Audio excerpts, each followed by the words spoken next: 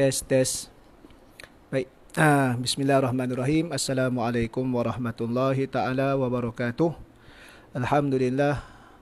Wassalatu wassalamu ala rasulillah wa ala alihi wa sahbihi wa man tabi'ahu wa nasarahu wa man walah. Rabbi syrah li sadri wa yassir li amri. Wahlul uqdatan min lisani yafqahu qawli. Alhamdulillah, syukur kita kehadrat ilahi. Dengan izin dan limpahan kurniaannya, kita masih lagi dapat sama-sama meneruskan kuliah maghrib dalam talian, yakni secara online. Kita sambung lagi kitab Bidayatul Hidayah, permulaan jalan hidayah yang dikarang oleh Al-Imam Al-Ghazali rahimahullahu ta'ala, yang mana kitab ini membicarakan 3 bahagian. Bahagian pertama, adab melakukan ketaatan. Yang sedang kita baca ini ada 14 adab. Kita dah sampai adab yang ke-9 pada semalam. Hari ini kita akan sambung adab yang ke-10. Kemudian nanti ada bahagian yang kedua, adab meninggalkan maksiat. Dan ketiga, adab pergaulan dengan manusia dan hubungan kita dengan Allah Subhanahu wa ta'ala. Mudah-mudahan dengan adab-adab yang dibacakan ini, sebagaimana yang ditulis oleh Al-Imam Al-Ghazali, kita sama-sama dapat terus memperbaiki dan memperelokkan ibadah seharian kita untuk lebih baik, dan memperoleh darjat dan kemuliaan di sisi Allah Subhanahu wa ta'ala. Baik, insyaAllah kawan-kawan semua, sahabat-sahabat, boleh tolong teruskan sebar pautan ini ke kumpulan-kumpulan media sosial yang boleh untuk sama-sama kita mengajak ramai lagi berkuliah selang di antara masa maghrib dan isyak ini, yang mana kebiasaannya kita pun berkuliah. Cuma bezanya dalam tempoh PKP ini kita tidak dapat berada di dalam masjid. Kita melaksanakan kuliah secara dalam talian. Mudah-mudahan tetap Allah Ta'ala menerima ia sebagai satu amal kebajikan dan mengira ia sebagai satu usaha kita yang konsisten, istiqamah melaksanakan ketaatan dalam menuntut ilmu agama Allah Subhanahu wa ta'ala. Baik, kita sambung pada adab yang ke-10, iaitulah adab-adab tidur. Kata Imam Ghazali, apabila engkau hendak tidur, maka hamparkanlah hamparanmu dalam keadaan menghadap kiblat. Ini sunat. Dan tidurlah dalam keadaan mengiring badan ke sebelah kanan. Badan sebelah kanan yang di bawah, kiri di atas. Ini di antara hikmahnya. Kerana apa? Kerana kalau kiri kita di bawah lantai, kita menekan, sedangkan di kiri kita ada jantung. Jadi sebelah kanan yang berada di bawah tadi, mengiring. Seperti mana ia berbaring orang yang mati di liang lahat. Macam itulah keadaan kita waktu kita nanti dikebumikan. Dan ketahuilah bahawasanya tidur itu seumpama mati, dan bangkit daripada tidur itu seumpama bangkit daripada kubur pada hari kiamat nanti.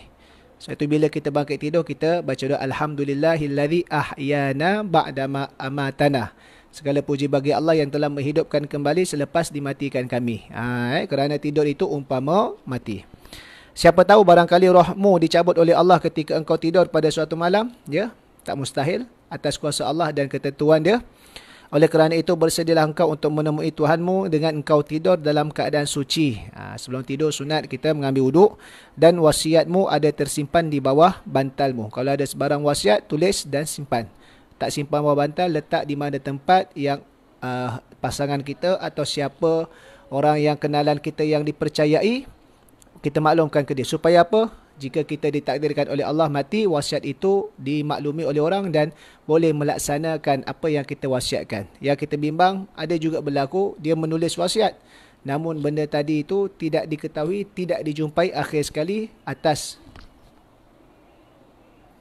kita sebagai ilmu manusia cari tak jumpa, maka dianggap tiada dalam prosedur dia, kerana tidak ada bukti yang sah.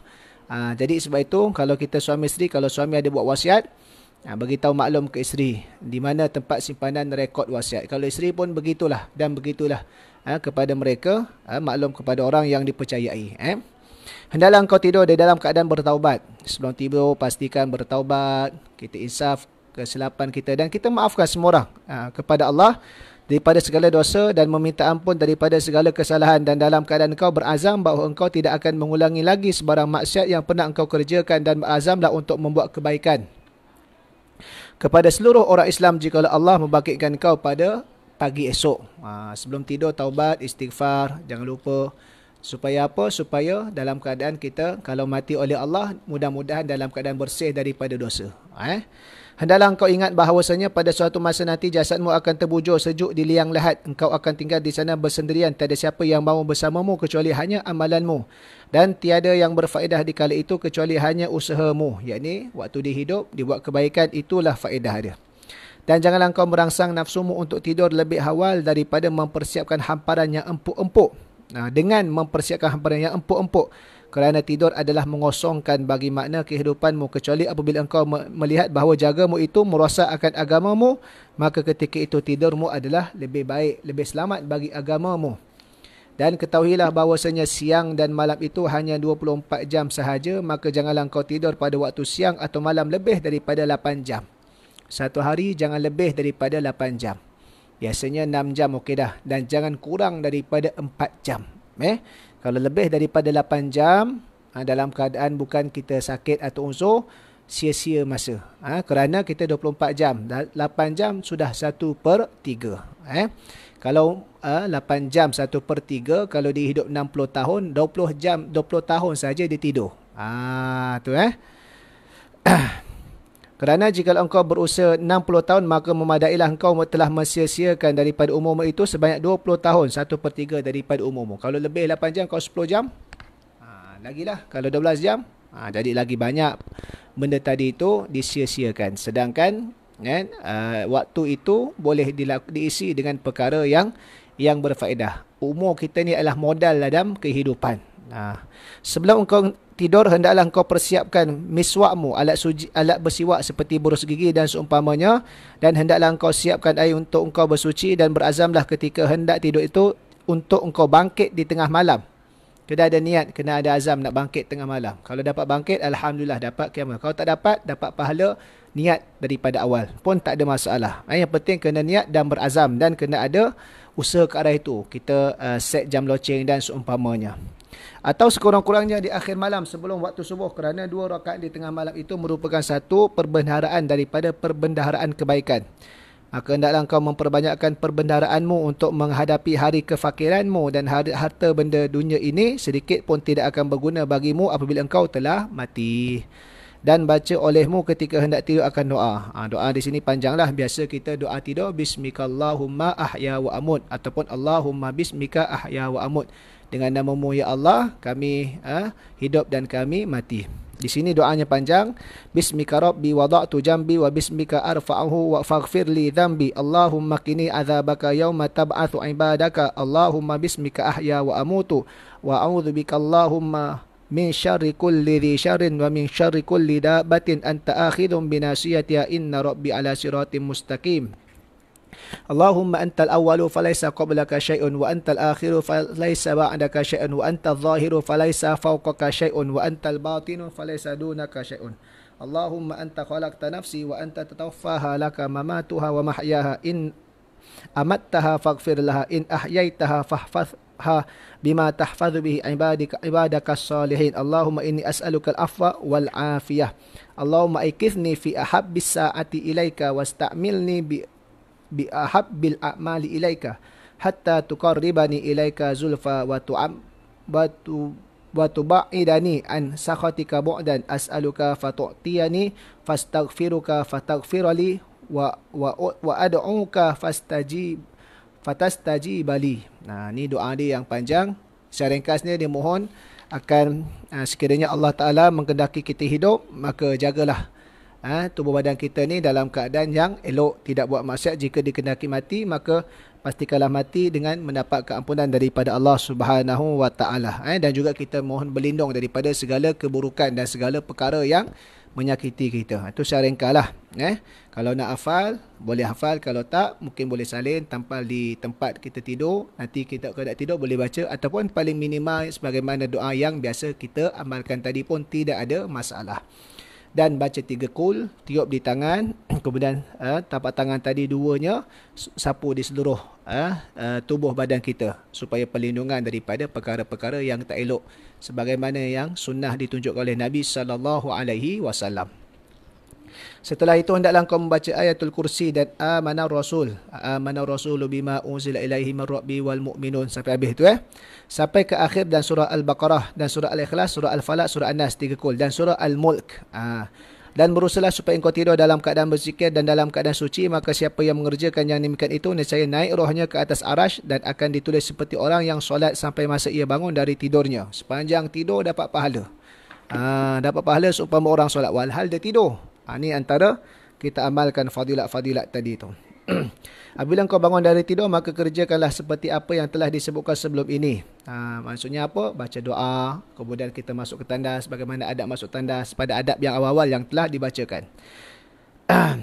Dan mengikut tertib amalan yang telah disebutkan ini sehingga sampai ke akhir hayatmu, dan apabila engkau merasa payah untuk mengekali, untuk kekalkan tertib amalan-amalan ini, maka bersabarlah engkau seperti sabarnya orang yang sakit menelan ubat yang pahit kerana mengharapkan sembuh, dan renungkanlah betapa pendeknya umurmu. Walaupun engkau terpaksa hidup di dalam keadaan susah selama 100 tahun, maka itu adalah masa yang singkat bila dibanding dengan kehidupanmu yang kekal abadi di negeri akhirat kelak.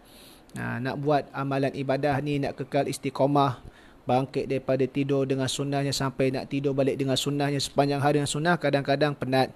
Ialah sebab kita manusia ada kerja, ada keadaan lesu, ada keadaan jemuh. Tapi Imam Ghazali kata sabar. Sabar apa? Penat kita mengharungi hidup walaupun 100 tahun. Jika sampai 100 tahun, itu pun masih lagi usia yang pendek jika nak banding dengan usia akhirat.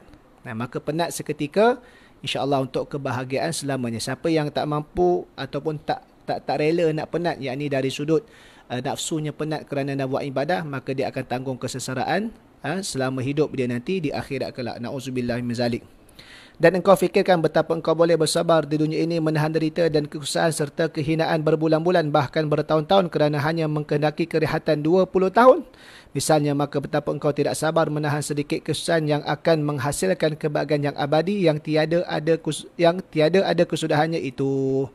Kalau tak mampu nak sabar, nak rehat, tak nak beramal, 20 tahun je rehat dunia ni, 40 tahun, 60 tahun je rehat di akhirat, selama-lamanya nanti kita dalam keadaan sengsara. Maka bersusah sedikit di dunia ini, insya-Allah Allah Ta'ala terima nanti kebahagiaan di akhirat kita itu selama-lamanya.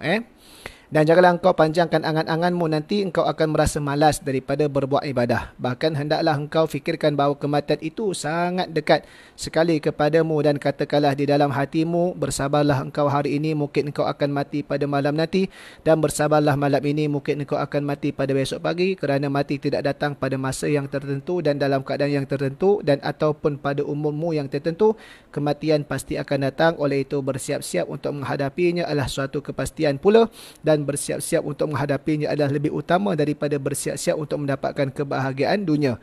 Bukankah engkau memang sudah mengetahui bahawa engkau tidak akan lama hidup di dunia ini? Barangkali umurmu hanya tinggal 1 hari atau hari sekali, atau hanya sekali bernafas sahaja. Begitulah hendaknya engkau menasihati dirimu. Kita muhasabah, nasihat diri kita sendiri supaya sabar. Ini Imam Ghazali suruh kita buat. Setiap hari, kerana jikalau engkau tidak mengandaikan mati itu dekat kepadamu, bahkan engkau mentakdirkan bahawa mungkin engkau akan hidup 50 tahun lagi, lalu engkau mahu menyuruh dirimu berbuat taat, sudah pasti dirimu tidak akan patuh kepadamu, dan pasti ia akan menolak nasihatmu dan berasa berat untuk mengerjakan ketaatan. Maka paksakanlah dirimu untuk mengerjakan ketaatan, nescaya engkau akan bergembira ketika engkau mati nanti dengan kegembiraan yang tidak ada kesudahannya. Tetapi jika engkau suka menangguhkan ketaatan dan tidak mengambil berat dalam masalah ini, pasti engkau akan menyesal kerana kematian akan datang menemuimu pada masa yang tidak disangka-sangka. Kadang-kadang ada orang kata nak buat ibadah ni kena ikhlas, maka tak boleh nak paksa-paksa orang buat ibadah. Namun kita boleh jawab balik, memaksa buat ibadah kerana terpaksa adalah lebih baik daripada buat maksiat secara ikhlas. Kerana apa? Kerana walaupun kalau kita buat ibadah kerana terpaksa kurang pahala, maka itu adalah lebih baik daripada kita sukarela melakukan dosa dan maksiat yang sudah pasti perkara itu mendatangkan kemurkaan Allah, dan menyeksa kita ke hari akhirat. Maksudnya dah buat ibadah ni, awal-awal ni nafsu manusia memang kena paksa sikit. Kena didik, kena muhasabah, kena kita bagi nasihat sikit di kita ataupun ibu bapa kita. Dengan daripada paksaan ataupun didikan mendisiplinkan sebenarnya, itu akhir sekali akan menjadikan jadual kehidupan kita ini terbiasa dan berdisiplin untuk nak buat ketaatan. Kena ingat buat ketaatan dalam keadaan terpaksa lebih baik daripada buat maksiat dalam keadaan rela ataupun ikhlas. Kena ingat sebab kebaikan tetap adalah yang lebih utama untuk kita hadap berbanding daripada ketaatan daripada maksiat tersebut. Ketika itu engkau pasti menyesal dengan penyesalan yang tiada ada kesudahannya, dan hendaklah engkau selalu mengingati satu pepatah Arab, wa indas sabahi yuhmadul qaumul surah, dan di waktu pagi akan dipuji kumpulan yang telah berjaya berjalan pada malamnya. Kalau waktu malam diumpamakan kita malas berjalan, maka kita berada di tempat itu saja. Tapi kalau waktu malam kita sanggup tidur seketika dan kita terus berjalan, maka kita akan berjalan esok paginya berada di tempat yang sudah jauh daripada waktu malam. Adanya kemajuan, adanya pertambahan. Ini yang nak dimasukkan dengan pepatah Arab tersebut.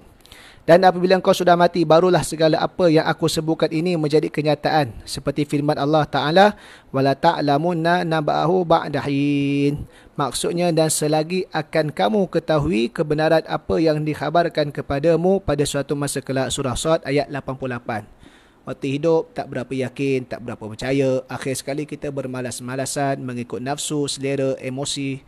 Dan nanti bila dah mati, barulah kita nampak apa yang dikhabarkan oleh Al-Quran, apa yang disampaikan oleh Nabi dan para pewarisnya dalam berkenaan dengan kebahagiaan akhirat. Waktu itulah kalau nak menyesal, menyesal yang sudah tiada guna lagi. Nak menyesal, nak bertaubat, nak insaf, sekarang waktu di dunia sementara masih lagi hidup. Setelah kami menyebutkan susulan wiridmu ini, maka akan kami sebutkan pula kaifiat untuk engkau solat, puasa dan adab-adabnya, dan solat berjemaah serta adab-adab solat berjemaah. Habis bab adab yang ke-10. Masuk adab yang ke-11, iaitulah adab-adab mengerjakan solat. Apabila engkau telah selesai bersuci daripada najis pada badan, pakaian dan tempatmu, dan engkau telah suci daripada hadas, dan setelah engkau menutup aurat daripada lutut sampai ke pusat bagi lelaki dan seluruh tubuh badan kecuali muka dan tapak tangan bagi wanita, maka hendaklah engkau menghadap kiblat dalam keadaan berdiri dan merenggangkan sedikit di antara dua kaki, dan berdirilah dengan tegak kemudian baca olehmu surah An-Nas sampai akhir. Ni kalau nak solat, mesti menutup aurat dan menghadap kiblat. Syarat sah semayang ada 4. Bersih daripada hadas, bersih daripada najis dan suci daripada hadas. Yang kedua menutup aurat. Yang tiga masuk waktu. Yang keempat menghadap kiblat. Dan Imam Ghazali ajar bila dak semayang tu dah siap sedia, dah menghadap kiblat, dah tutup aurat, baca surah An-Nas sampai habis supaya apa? Menghilangkan was-was syaitan di dalam semayang.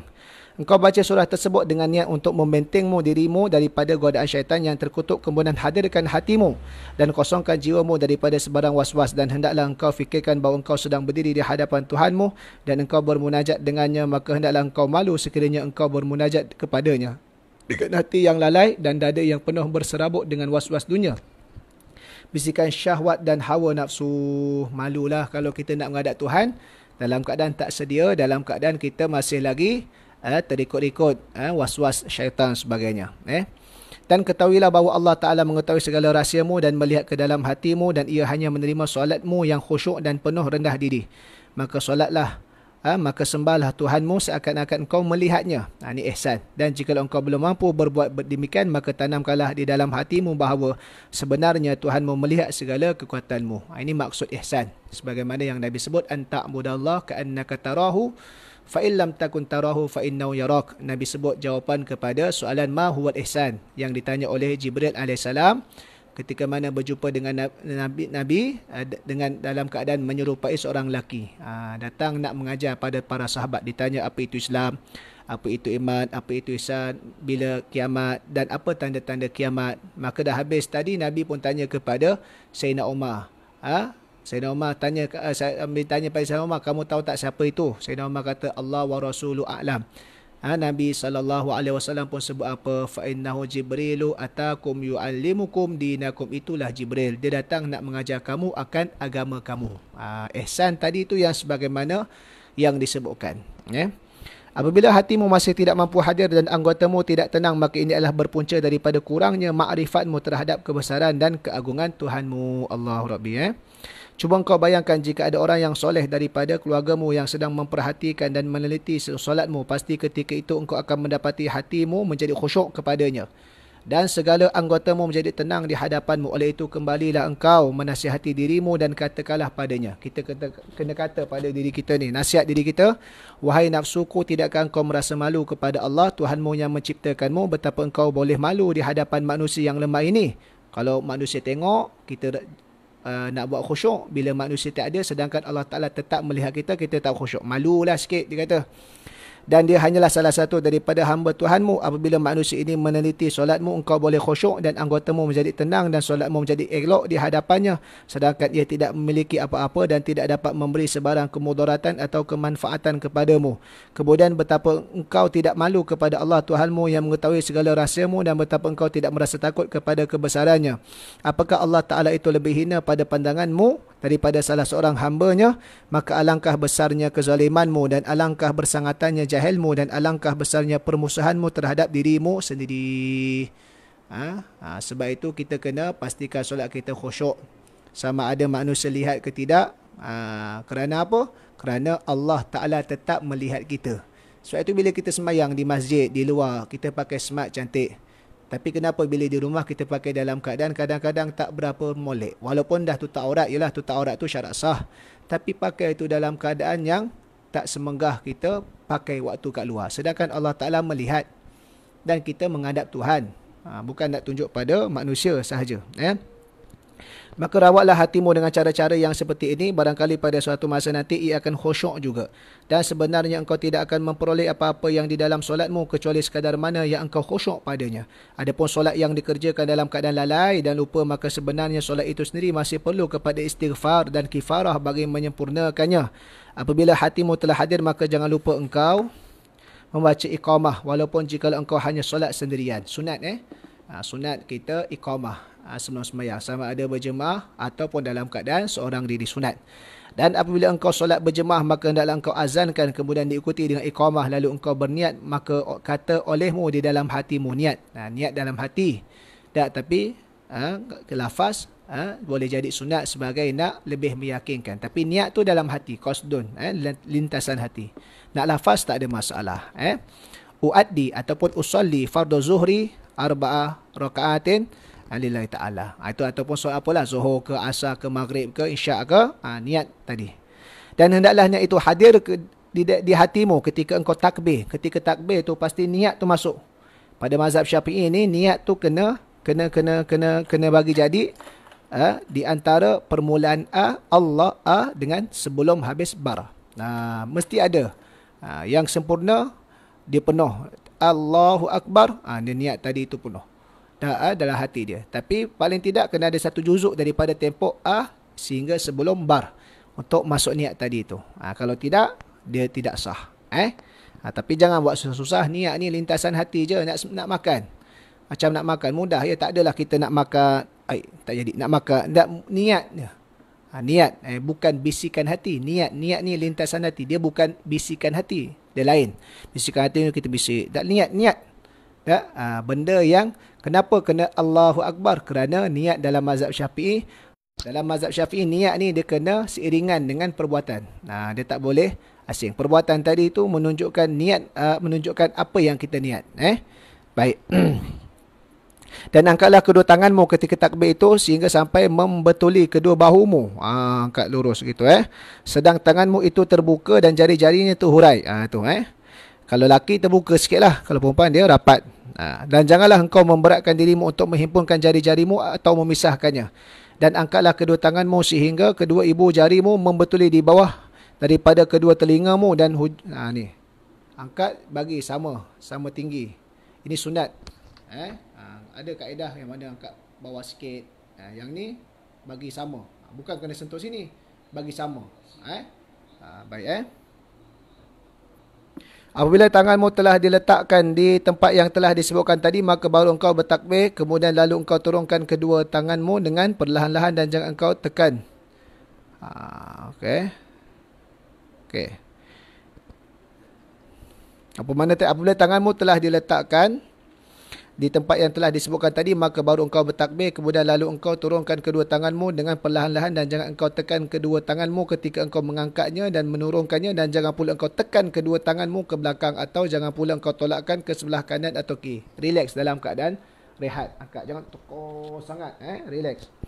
Dan apabila engkau telah turunkan kedua tanganmu ke bawah, maka hendaknya engkau mengangkatnya semula untuk meletakkan di bawah dadamu, dan hormatilah tanganmu yang kanan dengan meletakkannya di atas tangan yang kiri. Tak tangan bawah dada. Tak sama ada dalam mazhab Syafi'i di antara pusat dan sehingga bawah dada. Maka letaklah di mana-mana. Ada yang belajar dia ke kiri sikit, tempat yang macam atas dada. Tapi dalam mazhab Syafi'i di antara pusat hingga bawah dada. Ada satu pandangan dalam mazhab Hanafi bawah pusat. Dalam mazhab Maliki lepas tangan. Sunat, tapi kalau nak beramal dengan mazhab Syafi'i letak di antara pusat hingga ke bawah dada, dan tangan kanan yang letak di atas tangan kiri. Dan buka jari-jarimu yang kanan dengan engkau meletakkannya membujuri hasta tanganmu yang kiri, dan peganglah tanganmu yang kanan itu pergelangan tangan kiri. Pegang. Macam ni pun boleh. Yang ni satu pendapat, macam ni pun boleh. Satu pendapat ada yang macam ni pun boleh. Tapi yang paling penting ni, di antara pergelangan ni. Yang sini tak berapa comel, sini. Ataupun sini sikit. Tak ada masalah. Mungkin siapa yang belajar daripada pandangan fiqah yang lain, boleh amalkan. Dia adalah perkara sunat. Jadi kalau kita nak amal walaupun sunat, kita tahu dia punya sumber perbahasan adalah lebih comel, kerana lebih meyakinkan dalam kita nak beramal. Baik. Kemudian baca olehmu selepas takbir itu akan doa iftitah. Selepas takbir sunat kita baca doa iftitah, sebagaimana kita tahulah. Kemudian baca olehmu selepas iftitah, sebelum masuk Fatihah baca at-ta'awudz. A'udzubillahi minasyaitonirrajim. Kena ingat kalau dah mula baca bismillah sudah luput fadilat ta'awudz. A'udzubillah. Tapi kalau sebelum baca bismillah, maka sunat kita baca a'udzubillahi minasyaitonirrajim. Kemudian baca al-Fatihah dengan memperhatikan tempat-tempat tasydidnya. Jaga betul makharijul huruf al-Fatihah, jangan tertukar sod dengan sin, jangan tertukar baris, kerana Fatihah tu rukun dalam semayang. Tak betul, tak sah Fatihah, tak sah semayang tadi tu. Maka dia tekankan berhati-hati dalam membezakan huruf dad dengan huruf dha. Jangan tertukar dalam bacaanmu, dan katakanlah amin selepas membaca surah al-Fatihah itu, dan janganlah kau sambung kalimah amin dengan kalimah waladdallin. Jadi waladdallin, amin. Jangan sambung tu. Sebab dia adalah amin bukan surah dalam Fatihah, bukan ayat yang sama. Jadi habis waladdallin, amin. Dan amin ni afdalnya adalah sama dengan imam. Jangan kita lebih cepat daripada imam. Terlewat sedikit tak apa. Baik. Dan nyaringkanlah bacaanmu pada surah Al-Fatihah. Surah Fatihah nyaring. Dan surah yang mengikutinya. Atau ayat selepas Fatihah tadi. Pada solat subuh, maghrib dan isyak. Solat yang jahar. Iaitu pada 2 rakaat yang permulaan, kecuali bila engkau seorang makmum. Kalau makmum baca perlahan lah. Dan nyaringkan dengan kalimah amin. Amin ni kena ingat. Amin. Tu panjang sikit, tak ada masalah. Ataupun amin 2 harakat. Tapi jangan amin. Jangan pada syaddah pula pada mim. Itu tidak kita panggil tidak fushah, tidak fasih dalam bahasa Arab yang sebenar. Jadi ustaz nak panjang ke pendek, ikut imam. Kalau kita kenal imam ni dia panjang, kita samakan panjang dengan dia. Kalau imam ni ni pendek ni, kalau dalam keadaan imam tadi tu kita tak kenal first time, maka itu kita lewatkan sedikit. Tidak ada masalah. Nanti takut kita amin kuat sangat, imam tak sedih, imam pula terkejut. Jadi makmum ni apa-apa ikut imam. Dalam keadaan pergerakan dia, semua jangan sama. Kalau sama, makruh. Tetapi pada satu keadaan saja, iaitulah pada bacaan amin, dia sama, itu adalah yang sempurna. Yang lain-lain tu selagi mana, kalau sama serentak, makruh. Kerana elok dilewatkan. Tapi dalam bacaan amin, dia serentak sama, itu yang paling sempurna, tapi susah sikit. Tapi paling tidak, kita tak dapat serentak sama, lewat sikit pun tidak ada masalah. Dan hendaklah kau baca surah Al-Fatihah pada solat subuh akan surah-surah yang dinama, dan hendaklah kau baca selepas surah Al-Fatihah pada solat subuh akan surah-surah yang dinamakan Tiwalul Mufassal, dan pada solat maghrib dan akan surah-surah yang dinamakan Qisarul Mufassal. Yang subuh baca panjang-panjang, yang maghrib baca yang pendek-pendek. Dan pada solat zuhur, asar, isyak akan surah-surah yang dinamakan Awsatul Mufassal, iaitulah yang pertengahan-pertengahan tadi itu. Dan engkau baca pada solat subuh dalam pelayaran akan surah Al-Kafirun pada rakaat pertama dan surah Al-Ikhlas pada rakaat yang kedua. Dan janganlah engkau sambungkan bacaan akhir dengan takbir rukuk. Jangan berhenti seketika. Tetapi hendaklah engkau pisahkan antara keduanya dengan sekadar membaca subhanallah, berhenti. Ada beberapa tempat yang kita kena berhenti seketika. Yang pertama iaitulah selepas takbiratul ihram, sebelum baca iftitah, kemudian selepas baca iftitah berhenti seketika, kemudian baca Fatihah, lepas Fatihah berhenti seketika dan baca ayat atau surah, lepas itu berhenti seketika, barulah kita rokok. Ada 4 tempat. Dan ketika engkau hendak berdiri, hendaklah engkau menundukkan pandanganmu ke tempat sujud, kerana yang demikian itu lebih menumpukan perhatianmu dan lebih hampir kepada khusyuk hatimu. Dan jangan sekali-kali engkau menoleh ke kiri atau ke kanan dalam solatmu. Selagi mana tidak berpaling dada daripada kiblat, masih lagi solatnya sah, cuma makruh kalau kita kepala gerak kanan ke kiri. Tapi kalau kita bergerak, dada kita berpaling daripada kiblat, terus batal sembahyang kerana telah tidak menghadap kiblat. Setelah itu hendaklah engkau mengucapkan, melakukan takbir rukuk. Takbir perpindahan rukuk ni dipanggil takbiratul intiqal. Takbir mula-mula sembahyang tu namanya takbiratul ihram. Dan angkatlah tanganmu seperti cara yang telah disebutkan dalam kaifiat mengangkat kedua tangan pada takbiratul ihram. Dan panjangkanlah bacaan takbir itu sehingga engkau sampai berada dalam keadaan rukuk yang sempurna. Maka letaklah kedua telapak tanganmu di atas kedua lututmu, sedangkan jari-jarimu tu hurai, yakni terbuka. Dan tegakkanlah lututmu sebaik-baik. Jangan kita bengkokkan lutut pula. Dan ratakan belakang lehermu dan kepala sehingga semuanya kelihatan seperti sekeping papan. Badan kita kena lurus macam ni. Lurus. Kepala sampai badan. Lurus. Dan renggangkan kedua sikumu daripada lambungmu. Sedangkan perempuan tidak berbuat demikian. Kalau lelaki buka sikit, kalau perempuan dia rapat. Bahkan ia merapatkan sebahagian anggota kepada bahagian yang lain. Ni kalau perempuan. Dan baca olehmu ketika rukuk itu 3 kali. Subhana rabbiyal azimi wa bihamdih. Dan jika engkau solat sendirian, maka lebih baik engkau tambahkan bacaan tasbih itu sampai 7 kali atau 10 kali. Kalau sembahyang sendiri, panjangkan lagi. Sebab Nabi SAW kata apa? Idza shalla ahadukum binafsi falyutawwil. Maka kalau kamu seorang sendiri, maka bagi panjang. Kalau kamu seorang solat ma'annas bersama ma'annas, falyukhaffif, ringan-ringankan. Kemudian engkau angkat kepala sampai engkau kembali tegak, yakni i'tidal sebelum rukuk, dan angkatlah kedua tanganmu sambil membaca Sami Allahu liman hamidah. I'tidal. Apabila engkau berdiri tegak, maka baca olehmu Rabbana lakal hamd. Itu paling ringkas. Kalau nak baca panjang sikit boleh. Rabbana lakal hamdu mil'us samawati wa mil'ul ard wa mil'u ma syi'ta min syai'in ba'd. Kan? Kalau tak nak panjang, tak mau panjang, tak ada zikir yang lain, maka yang sebagaimana biasa pun boleh. Dan jika engkau solat subuh, maka bacalah kunut ketika engkau i'tidal pada rakaat yang kedua. Baca kunut. Kemudian hendaklah engkau turun untuk sujud sambil mengucap Allahu Akbar. Daripada i'tidal nak ke sujud, tak perlu angkat tangan. Dan pertama kali letakkan dahulu lututmu. Turun lutut dulu kalau yang boleh. Kalau yang tak ada uzur, yang tak ada masalah, tak ada sakit pinggang, tak ada sakit apa sebagainya, turun lutut dulu. Itu yang sunnah dia. Kemudian itu baru letak kedua tanganmu dan diiringi dengan dahimu padahal dahi itu terbuka, dan letakkanlah hidungmu bersama dengan dahimu dan renggangkan kedua sikumu daripada lambungmu dan renggangkan pula perutmu daripada kedua-dua pahamu. Ini kau laki. Jadi kita punya rukun dalam sujud ni ada 7. Dahi, kedua tapak tangan, kedua lutut dan perut, ibu jari kaki kita, hujung tu. Jadi hidung tak termasuk, cuma nak petanda dahi tadi dah sentuh pada lantai atau tanah adalah hidung tadi tersentuh sekali, kerana hidung kita lebih ke hadapan daripada dahi. Bukan kalau dahi kita ke hadapan macam flower horn, tak apa, dia sujud hidung tak sentuh ke tanah. Tapi kalau hidung kita normal, dahi kita dengan hidung lebih terkehadapan daripada dahi, mesti hidung tadi itu sentuh ke tanah juga, walaupun hidung itu bukan rukun dalam sujud. Dan perempuan tak buat. Jadi perempuan dia rapat. Dan letakkan kedua tanganmu di atas lantai berbetulan dengan kedua bahumu. Jangan buka sangat, jangan atas sangat, jangan dalam sangat. Dia sama berbetulan dengan bahumu.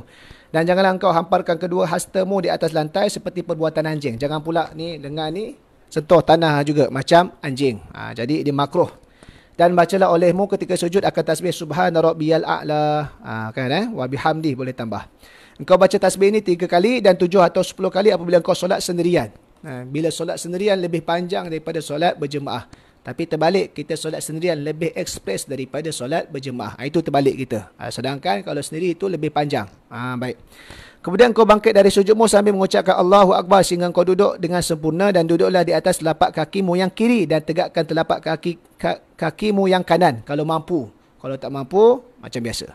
Dan letakkan kedua tanganmu di atas pahamu sedangkan jari-jarimu dalam keadaan terurai, yakni terbuka, dan baca olehmu Rabbighfirli warhamni warzuqni wahdini wajburni wa'afini wa'fu anni. Duduk di antara dua sujud. Kemudian lalu engkau sujud kali yang kedua seperti kaifiat sujud yang pertama. Kemudian engkau bangkit pula untuk duduk istirahat pada setiap rakaat yang tidak diiringi dengan tasyahud. Ini duduk di antara dua sujud. Dan hendaklah engkau duduk istirahat ini sekejap sahaja. Kemudian engkau berdiri dan engkau letakkan kedua tanganmu di atas lantai dan janganlah engkau mendolui sebelah kaki seketika berdiri dan hendaklah engkau mengucap Allahu Akbar ketika engkau hampir ke tempat duduk istirahat. Maka terus takbir itu engkau panjangkan sehingga sampai lebih kurang separuh berdirimu. Jadi bila nak naik tadi itu, jangan pendek sangat kita lawan takbir. Jadi Allah berdiri rakaat yang seterusnya. Dalam rakaat kedua hendaklah engkau ulangi seperti kaifiat pertama yang bermula daripada perkataan auzubillahi minasyaitanirrajim. Kemudian hendaklah engkau duduk untuk tasyahud pertama dan hendaklah engkau letakkan tangan kanan di atas paha kanan dengan menggenggam jari-jarimu. Ni kalau dah duduk tasyahud ni rakaat kedua.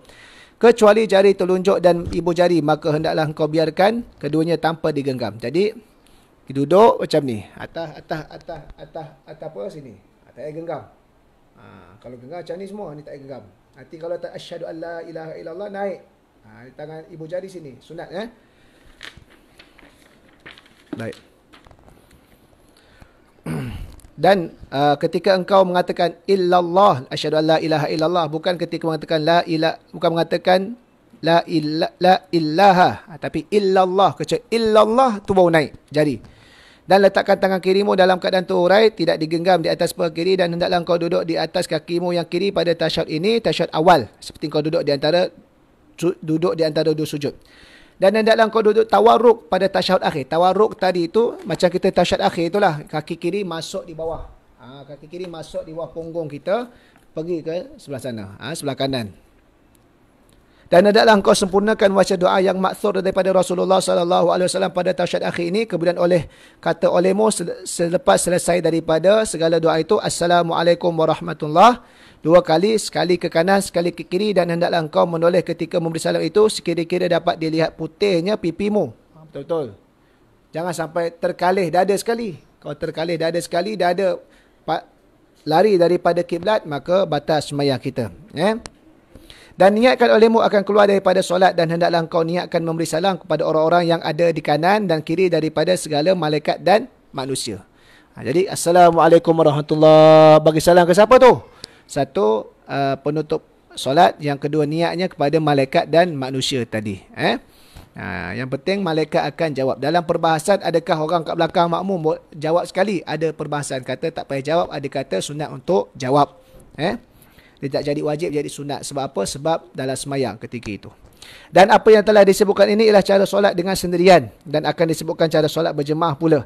Dan yang paling penting diberikan perhatian dalam solat ini ialah khusyuk dan hadir hati bersama dengan bacaan dan zikir. Di dalam hal ini Imam Hasan Basri rahimahullah ta'ala pernah berkata, kullu solatin la yahduru fiha al-qalbu fahiya ilal uqubati asra'u. Setiap solat yang tidak hadir hati padanya, maka solat itu lebih dekat kepada seksaan daripada rahmat. Sebab tak khusyuk. Dan Rasulullah sallallahu alaihi wasallam bersabda, innal abda la yusalli salata fala yuktabu lahu minha sudusuha wala ushruha wa innama yuktabu lil abda min salati biqadri ma aqala minha.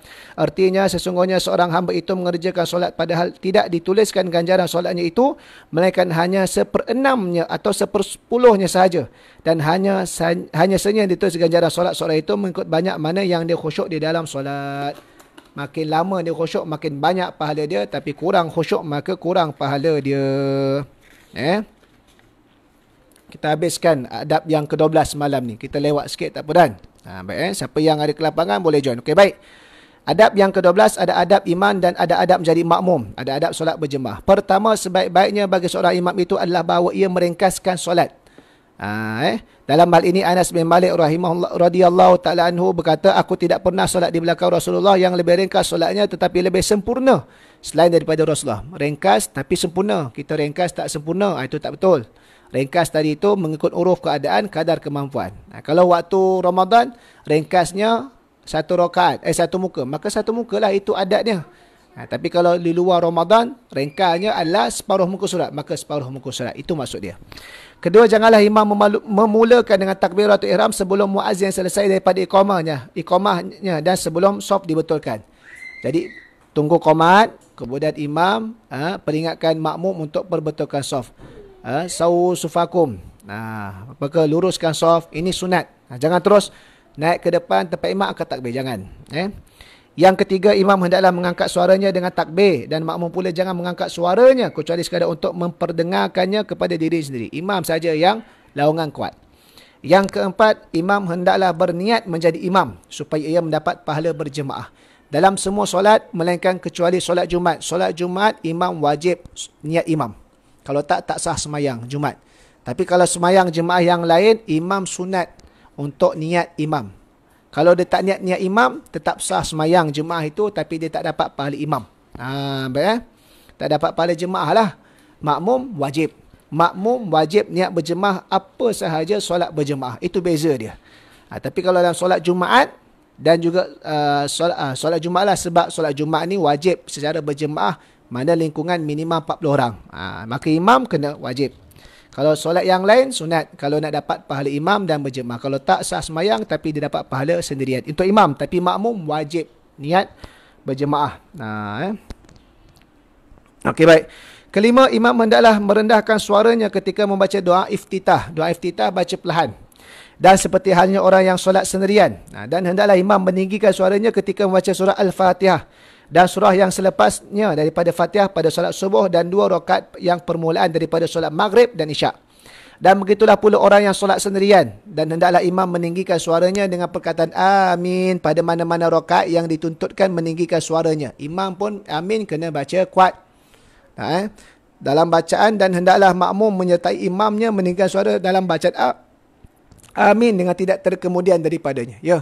Kalau boleh, sempurna amin serentak dengan imam. Jangan lewat sangat. Jangan imam dah amin, dah habis amin, baru makmum amin. Tak jadi. Dia mesti serentak ataupun sikit saja. Imam dah dia lepas tu dia follow imam. Yang keenam, hendaklah imam berdiri sekejap selepas membaca surah Al-Fatihah, yakni berhenti seketika untuk dapat mengambil nafasnya dengan sempurna, dan hendaklah makmum mengambil peluang masa berdiam imam ini untuk membaca surah Al-Fatihah. Maka dengan demikian makmum akan dapat sepenuhnya mendengarkan bacaan imam. Dan makmum jangan membaca surah kecuali bila ia tidak mendengarkan bacaan imamnya. Dalam solat berjemaah yang bacaan kuat, jahar, subuh, maghrib, isyak, yang sunat baca ayat atau surah selepas Fatihah hanya imam saja.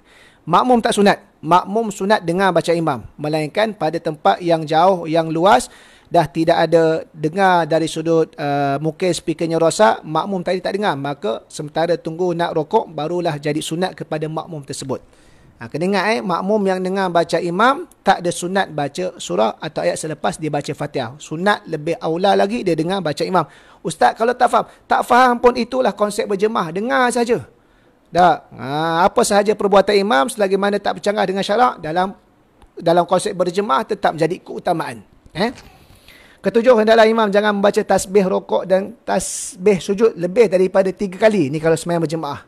Kalau sembahyang seorang tadi dianjurkan 7 dan 10. Dan jangan lebih ketika membaca tasyahud awal daripada perkataan Allahumma salli ala sayyidina Muhammad. Tasyahud awal sunat sampai selawat atas Nabi, tidak sunat ke atas selawat ke atas keluarga baginda. Ini tasyahud awal.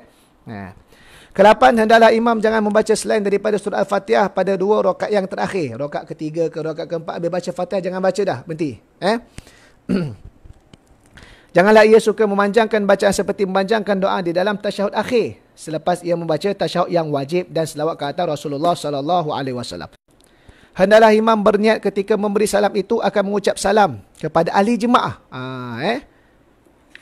Dan ahli jemaah pula berniat dengan salam mereka itu menjawab salam akan salam imam. Itu niat. Tak adalah Assalamualaikum warahmatullahi, makmum pula Waalaikumsalam imam. Bukan macam tu jawabnya. Dia pun bagi salam dan dia niat baca dalam keadaan perlahan. Cukup dah tu. Sebab masing-masing dalam semayang. Ke-10, hendaklah imam duduk sekejap selepas selesai daripada salamnya, dan hendaklah dia menghadap kepada para makmum dengan mukanya, dan jangan ia menoleh ke kiri atau ke kanan. Disunatkan Jangan bangkit terus. Kita duduk wirid zikir dan pandang kepada makmum. Dan jika ada jemaah perempuan di kalangan makmum itu, maka hendaklah mereka bangkit lebih awal. Dan janganlah ada di kalangan para makmum lelaki-laki itu orang yang bangkit meninggalkan tempat duduk sebelum imam bangkit daripada tempat duduknya. Tapi hari ini pas sembahyang tak bangkit. Bangkit keluar. Sunatnya zikir dulu, tunggu selesai imam wirid dan doa. Imam bangkit baru kita bangkit. Dan hendaklah imam bangkit daripada tempat duduknya menuju ke sebelah kanan atau kiri, tetapi menuju ke sebelah kanan itu adalah terlebih afdal.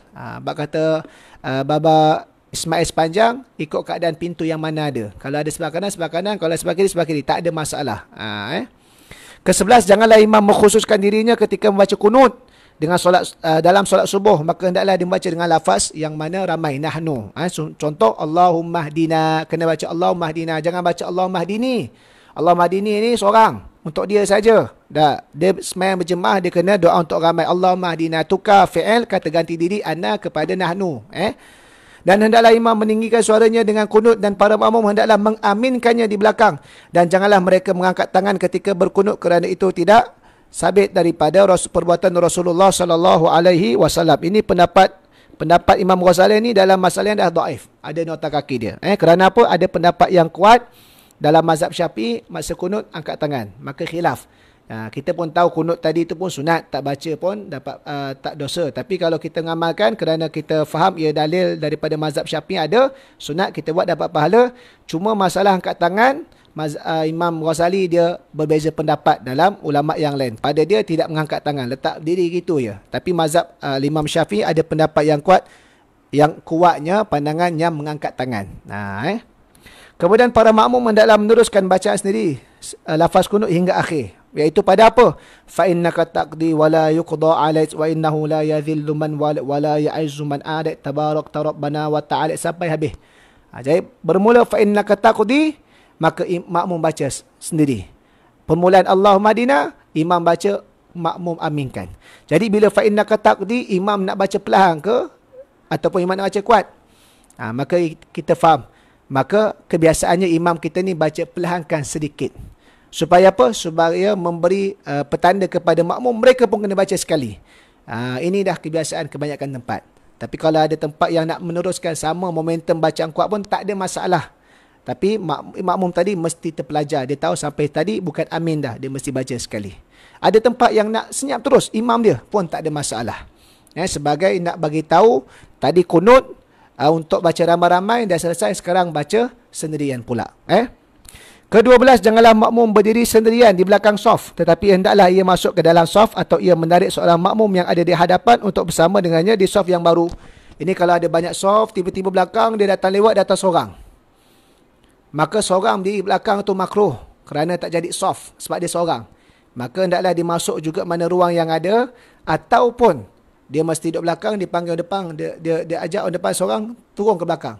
Tapi ini jarang berlaku tempat kita kerana tak biasa dan mungkin tak tahu. Maka kalau jadi jahil nanti jadi masalah. Maka cara dia carikan juga duduk di tempat-tempat yang boleh selit-selit lah. Tidak ada masalah tadi. Tapi kalau dia seorang kat belakang sekalipun, taklah haram dan tidak membatalkan semayang. Cuma makruh saja. Ke-13, janganlah makmum itu mendahului imamnya pada perbuatan atau menyamainya. Kalau mendahului, maka batal. Kalau menyamai, makruh. Bahkan hendaklah ia terkemudian. Yang afdalnya terkemudian daripada imamnya, maka janganlah makmum rokok sebelum imam sampai kepada had rokok. Dan jangan makmum turun sujud sebelum dahi imam tercacak di atas lantai. Itu ada adab. Maksudnya apa? Dalam berjemaah ni, makmum apa sahaja mesti mengikut imam, bukan bersaing dengan imam ataupun apatah lagi mendahului imam. Sebab itu Nabi sebut ju'ilal imamu liyutamma. Imam itu dijadikan untuk diikuti. Maka sebabkan itu dalam konsep berjemaah, apa sahaja perbuatan imam yang tidak membatalkan semayang ketika itu di dalam solat itu adalah afdal untuk imam, untuk makmum turut. Kerana apa? Kerana ini konsep berjemaah tadi. Dan tujuan dia bukanlah untuk kita nak menyaingi ataupun mendahului imam tadi. Wallahu alam. Beberapa adab yang secara ringkas saya bacakan ini daripada Imam Ghazali. Perkara yang saya yakin kita pun dah belajar fardu ain, asas dan mengulang kaji dalam pelajaran fiqh yang banyak di masjid-masjid, kuliah-kuliah tempat tuan-tuan. maka sekadar untuk kita ulang kaji dan kita tambah baik dari sudut ada adab yang ditekankan oleh Al-Imam Al-Ghazali supaya mudah-mudahan ibadah yang kita lakukan itu semakin bertambah baik, semakin cantik daripada masa ke semasa. Wallahu alam. InsyaAllah pada besok malam kita akan sambung pula bab yang ke-13 dan 14 untuk habiskan, dan kita akan masuk kepada bahagian yang kedua, ada adab dalam meninggalkan kemaksiatan, yang akan diulas oleh Al-Imam Al-Ghazali rahimahullahu ta'ala. Terima kasih banyak. Minta tolong sama-sama sebarkan dan jemput ramai-ramai untuk subscribe YouTube Zuhri Saiman. Kita target biar semakin banyak untuk subscribe, kita boleh makin sebar luaskan rakaman-rakaman video, dan mudah-mudahan manfaat bersama untuk ummah. Jadi sekadar itu saja. Assalamualaikum warahmatullahi taala wabarakatuh.